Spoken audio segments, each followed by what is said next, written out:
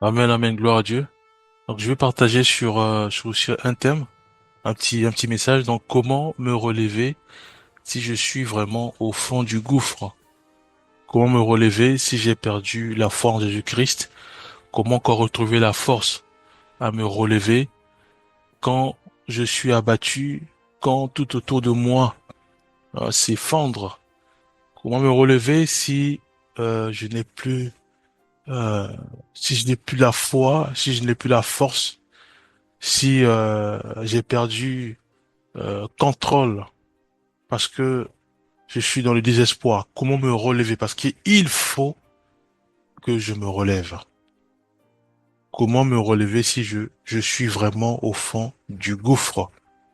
Alors, nous allons prendre Psaume 120, verset 1.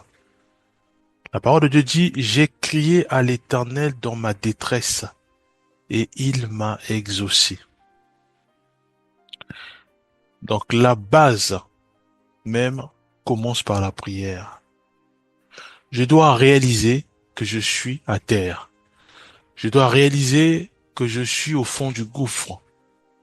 Et c'est pas possible que j'utilise les stratégies ou j'utilise la sagesse qui ne marche pas. Puisque cela m'a conduit au fond du gouffre. Donc je dois utiliser d'autres leviers qui consistent simplement à prier. Donc je dois utiliser la prière en disant Seigneur, je suis au fond du gouffre. J'ai fait des choix. J'ai pris des décisions qui m'ont mené directement au fond du gouffre, qui m'ont poussé à perdre la foi parce que j'ai vu des choses, parce que j'ai fait la prière, rien n'a marché, parce que j'ai fait des choix. Aujourd'hui, je suis endetté. Aujourd'hui, j'ai des problèmes avec tout le monde. Aujourd'hui, je me retrouve soit en prison, ou je me trouve dehors, ou je me trouve divorcé. Voyez-vous? Donc la liste est longue. Je dois crier au Seigneur. Parce que le fait de crier, cela veut dire que Dieu nous a délivrés et nous reconnaissons que nous sommes au fond du gouffre. Voyez-vous? Donc cela passe par la prière. J'ai crié à l'Éternel dans ma détresse et il m'a exaucé. Dieu exauce toujours, même si ça peut prendre des jours ou des heures, mais Dieu exauce toujours. Le but, c'est de reconnaître que nous sommes vraiment dans tout ce qui est détresse. Nous laissons laisser en nous, nous laissons monter en nous la haine, la colère, toutes sortes de pensées. Des pensées suicidaires, des pensées du vol et autres, et de mensonges. Voyez-vous? Mais c'est mauvais. À ce moment-là, je dois maintenant prendre un autre chemin qui consiste maintenant à crier secours vers le Seigneur. J'ai crié à l'Éternel dans ma détresse et il m'a exaucé. Voyez-vous? Prenons aussi Psaume 34, 18. Il est dit, l'Éternel est près de ceux qui ont le cœur brisé et il sauve ceux dont l'esprit est abattu.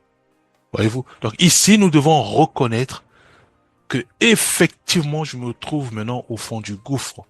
Je reconnais et je sais que l'Éternel est près de ceux qui ont le cœur brisé. Donc, qui reconnaissent comment que leur cœur est brisé et qui reconnaissent et il dit et il sauve ceux dont l'esprit est abattu. Donc, ici aussi, je reconnais que vraiment j'ai mon esprit qui est abattu. Et je crie au Seigneur en disant Seigneur, je sais que tu veilles sur ta parole. Psaume 34, Dieu dit et déclare que l'Éternel est près de ceux qui ont le cœur brisé parce que je suis malade, parce que tous mes choix ne fonctionnent plus, parce que je suis euh, entre le marteau et l'enclume, parce que je suis dans une boucle infernale de mensonges, par exemple. Alice et la langue. Nous devons crier au Seigneur et Dieu exauce. Nous devons réaliser que Dieu secourt, parce qu'il secourra toujours. Voyez-vous? Donc nous devons crier au Seigneur. Nous devons abandonner les stratégies qui ne marchent jamais. La preuve, nous nous retrouvons maintenant au fond du gouffre. Parce que nous avons dit que Je vais gérer. Parce que nous avons dit que nous allons gérer. Nous allons gérer, c'est rien. Ça va passer. Mais aujourd'hui, nous nous retrouvons plein de dettes. Nous nous retrouvons dehors. Nous nous retrouvons avec toutes sortes de difficultés, des ennuis judiciaires. La liste est longue. Ça veut dire que ça ne marche pas. Voyez-vous? Donc nous devons abandonner la stratégie qui ne marche pas. Maintenant, prenons la stratégie qui marche toujours, qui consiste à faire appel à l'aide, qui consiste à crier au Seigneur, l'aide au Seigneur, dans la prière. Seigneur, tes paroles sont là, elles sont vraies. Tu es auprès de ceux et celles qui ont des cœurs brisés. C'est toi qui sauves. Voyez-vous? C'est toi qui exauces. Dans ma détresse, j'ai crié à l'Éternel et il m'a exaucé. Joël 2, verset 25. Je vous remplacerai les années qu'ont dévoré les sauterelles. C'est la parole de Dieu. Elle s'accomplit toujours. Seigneur, restaure. Seigneur, restaure. Restaure ma paix. Restaure ma santé. Restaure ce que j'avais. Les grâces. Il restaure. Il dit, je vous remplacerai les années qu'ont dévoré les sauterelles. Les sauterelles, ce sont les assauts de l'ennemi. Les sauterelles, ce sont euh, toutes ces stratégies que j'ai mis en place et qui m'ont conduit directement dans le gouffre.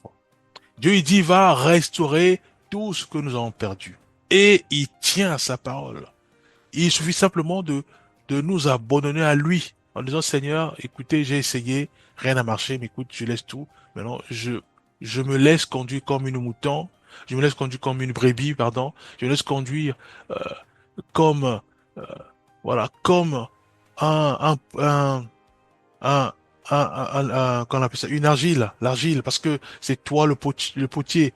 Voyez-vous, prenons Proverbe 3, verset 5, il est dit, confie-toi en l'Éternel de tout ton cœur et ne t'appuie pas sur ta sagesse. Donc nous devons nous laisser conduire par le Seigneur. Nous devons simplement prier en disant, Seigneur, écoute, je reconnais que vraiment, rien n'a marché. Je reconnais que j'ai fait des choix, mais rien n'a marché. Maintenant, je me laisse à toi, je me rends à toi. C'est toi qui es le potier, nous sommes l'argile. Conduis-nous, oriente-nous et fais-nous grâce. Que vraiment, que nous puissions témoigner. Témoigner parce que c'est toi qui restaure les années que nous avons perdues. C'est toi qui secours. C'est toi qui fortifie et c'est toi qui exauce à nos prières. Voyez-vous, nous devons crier au Seigneur. Je suis maintenant malade parce que j'ai fait des choix, parce que j'ai pris des décisions. Aujourd'hui, vraiment, j'ai peur parce que, voilà, je suis malade. Le cancer, le diabète et autres. Voyez-vous, maintenant nous devons avoir la foi que Dieu va restaurer notre santé parce que c'est lui qui l'a dit et il va l'accomplir.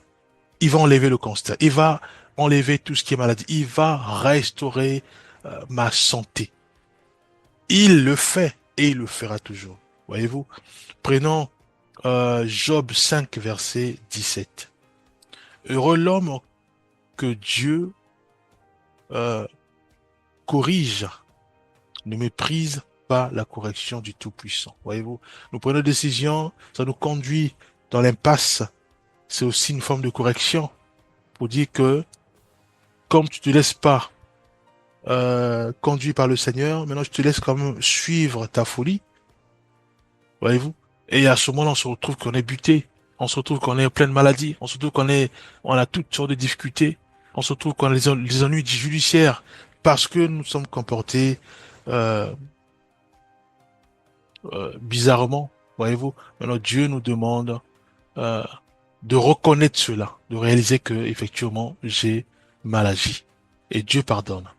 Je reconnais que Dieu est avec moi et Dieu me guérit. Dieu me soutient. Je reconnais que Dieu va restaurer. Voyez-vous, si j'ai perdu les enfants parce que je me suis mal comporté, on a placé mes enfants, Dieu va restaurer. Parce qu'il dit restaure les années, il va restaurer la famille. Voyez-vous, mais tout passe par la foi en Jésus-Christ. Augmente ma foi. Je sais que j'ai perdu la foi, Seigneur. Je crie à toi. C'est toi seul qui va me fortifier. Je veux suivre ton chemin. Je veux suivre ton chemin. Donne-moi la force, donne-moi le courage de suivre ton chemin. Parce que je sais, au bout, tu vas restaurer mes enfants. Tu vas restaurer ma santé. Tu vas restaurer mon logement, mes finances. Tu vas restaurer tout. Parce que tu restaures, tu vas me secourir, tu vas me fortifier, tu vas me corriger, tu vas me bénir. Voyez-vous, c'est le chemin que je dois suivre, c'est le bon chemin. Je m'abandonne à toi, je me débarrasse de toutes mes stratégies, de ma compétence, car ça m'a emmené dans le gouffre, bien-aimé. C'est ça les prières que nous devons élever à le Seigneur. Voyez-vous, nous allons prendre Ésaïe 40, verset 31 qui dit, mais ceux qui se confient en l'Éternel renouvellent leur force. Ils prennent leur vol comme des aigles. Voyez-vous, donc c'est la parole, bien-aimée. Donc il y a des fois, il n'y a pas besoin de réfléchir. Suivant cette parole et l'appliquant comme des aveugles, puisque ça marche, elle marche. Voyez-vous, prenons par exemple 2 Corinthiens 5, verset 7, il est dit, la foi nous pousse à avancer, même lorsque les circonstances semblent désespérées, bien-aimés. Nous devons avancer en disant, je sais que Jésus-Christ a décimé la mort à la croix du Calvaire. Comment il a fait, je ne sais pas, mais je sais qu'il a publiquement livré le diable Satan en spectacle. Comment il a fait, je sais pas, mais je sais qu'il va me guérir. Je sais qu'il va enlever le cancer, qu'il va enlever toutes ces maladies où je sais que la science n'a pas la solution puisqu'il me donne des jours à vivre. Mais je sais que Jésus-Christ, c'est celui-là qui guérit, qui restaure, qui guérit même les paralytiques en une journée. Il bénit et guérit à l'instant même, il guérit. Voyez-vous, je dois m'appuyer sur Jésus-Christ. Je dois suivre ce chemin-là. Ce chemin-là, il est bon. Maintenant, j'ai des difficultés puisque j'ai perdu la foi, parce que j'ai plus d'espoir. Mais je dois crier au Seigneur afin qu'il me fortifie, qu'il me relève, qu'il me conduit, qu'il me guide, qu'il m'oriente. Une fois sous ces rails, les rails de Jésus-Christ, à ce moment-là, je sais qu'il y aura la restauration de ma santé, la restauration de mes biens, la restauration de mes enfants, la restauration de la vie de prière, la restauration de la foi en Jésus-Christ, bien-aimé. Et Dieu guérit, Dieu bénit, Dieu fortifie. Voyez-vous, c'est ce chemin que nous devons suivre, coûte que coûte, dans la prière et les jeûnes, bien-aimés. Voyez-vous, nous allons prendre un dernier verset. Nous allons prendre... Euh, prenons d'abord... 2 Corinthiens 5, verset 7, il est dit, car nous marchons par la foi, ça je l'ai dit, on l'a lu, et non par la vue. Voyez-vous, prenons, voilà. Nous marchons par la foi et non par la vue. Je vois la situation est désespérée, mais je marche par la foi. J'avance, bien aimé. Je marche par la foi. Bien que je sais que je suis malade, mais j'avance, je marche par la foi. Et non par la vue, bien aimé. La vue, c'est la science. Je regarde, j'ai le cancer. Mais je dois marcher par la foi. Je dois croire. Parce qu'il a vu que c'est la science. C'est le charnel. Mais moi, c'est la foi en Jésus-Christ. Voyez-vous? Jean 14, verset 27, le dernier verset. Jean 14, verset 27. Je vous laisse la paix. Je vous donne ma paix. Et je ne vous donne pas comme le monde donne. Voyez-vous, il y a deux voies. Il dit, je ne vous donne pas comme le monde donne. Le monde, c'est la vue. Mais Dieu, Jésus-Christ, c'est par la foi. Il dit, je vous laisse ma paix. Je vous donne ma paix. Voyez-vous, nous devons manifester une foi ferme. Je sais que la situation est désespérée. Je sais que je suis malade. Je sais que les médecins me donnent les jours pour vivre. Après, c'est la mort. Je sais que je suis dans toutes sortes de tournants. Je sais que je suis rentré dans une bulle vraiment des ennuis judiciaires. Je sais. Mais par rapport à ma vue, mais je vois pas la sortie. Voyez-vous? Mais Jésus-Christ il nous dit, je vous donne, je vous laisse la paix et je vous donne ma paix. Je ne vous donne pas comme le monde donne. Voyez-vous? Donc nous devons avancer par la foi. Nous devons marcher par la foi et non par la vue. Nous devons avancer malgré que la situation est désespérée. Nous devons croire uniquement à Jésus-Christ. C'est lui qui nous relève. Dans la boue, il tire l'indigent. Dans les fumiers, il tire le pauvre bien-aimé. Ça s'arrête pas là.